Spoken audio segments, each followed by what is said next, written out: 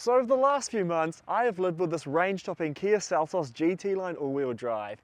In that time, I've discovered the niceties and also the foibles of the Seltos, and believe me, there are a few that have particularly gotten on my goat.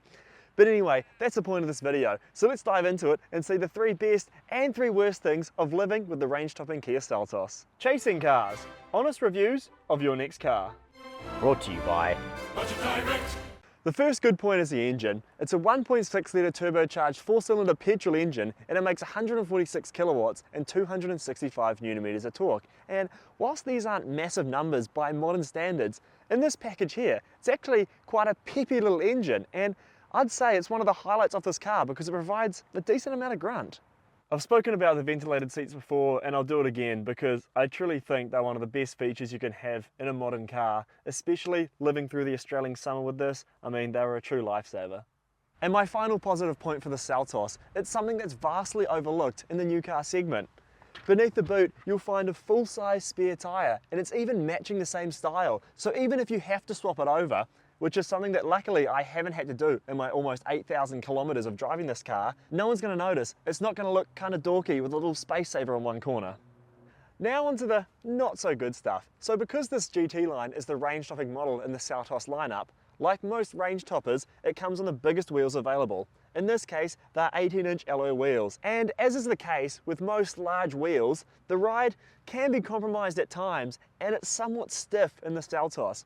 Because of this, it could be argued that buyers are better off going for the entry-level S model, which comes on 16s, which don't look anywhere near as cool as these alloys here, but probably offer a more comfortable ride.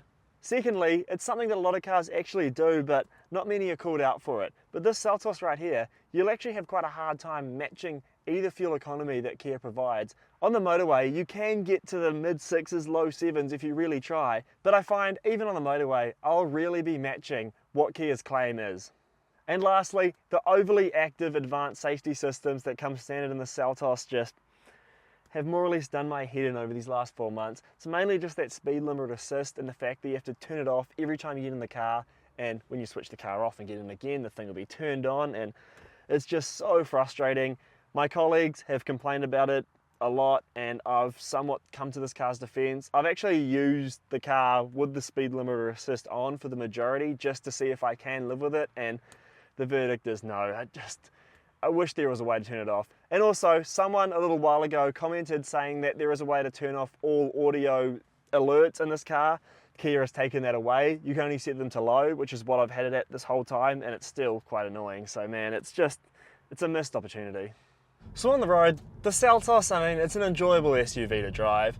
As I said, there's plenty of grunt from that turbocharged mill up front, and it doesn't feel sluggish. The throttle response is there. It's definitely better than other small SUVs such as that Hyundai Venue, which with its naturally aspirated engine just can feel a little lackluster. That really is not the case here because this engine's punchy, and when paired with that all-wheel drive system, it gets you from A to B in a timely manner.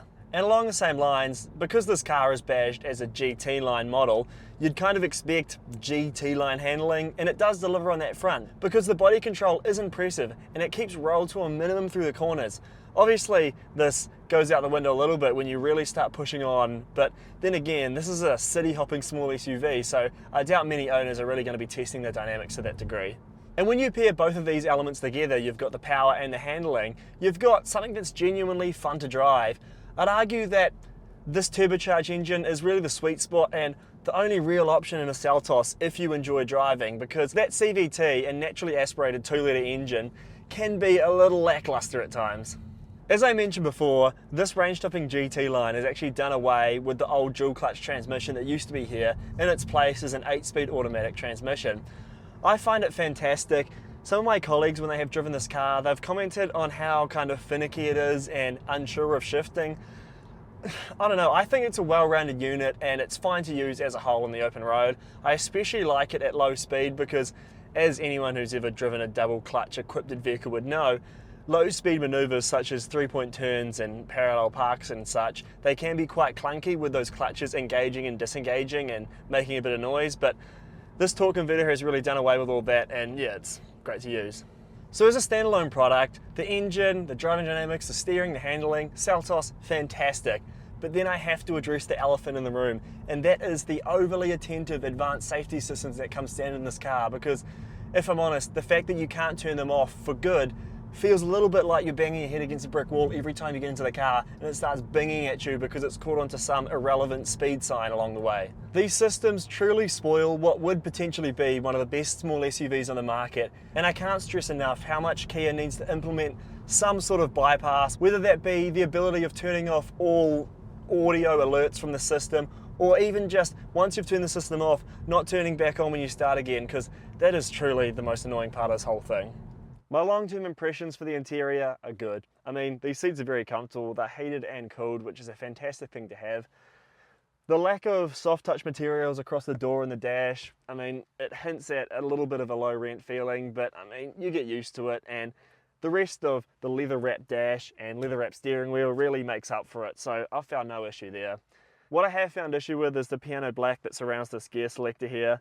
I've literally just wiped it down with a microfiber cloth, but also in the last 5 minutes or so, it's got fingerprints on it again, and it's a little greasy, and just this regular kind of hard plastic here would be a better option. I know they're trying to contrast it and make it look premium, but man, the scratches and the fingerprints would just do my head in. Big positive, climate controls that are completely separate from the infotainment screen. Just in general practice, it's good because when you're driving, you don't want to be fiddling around with the menus, which distracts you from the road. And when you've got a button for every separate function of the climate control system, it means that you can feel your way around it, you'll get used to it over time, and you won't even have to look down when you want to change the temperature. And lastly, the mobile phone charger that tucks in under here, meaning that you can't actually see your phone at any time. So even if you're tempted, you're not getting distracted at all because you can't see it. So that's a plus, especially in New South Wales with their strict laws. Now, it should come as no surprise to hear that in the 7,000 odd Ks I've been with this car, I haven't actually spent a lot of time back here in the rear seat, but I have had a few passengers back here and no one has complained about a lack of space, so I mean, that's a positive point. There isn't a heap to talk about back here, if I'm honest. It gets the same black leather interior back here, but the seats aren't cooled or heated, which, I mean, isn't a big deal breaker in the small SUV segment.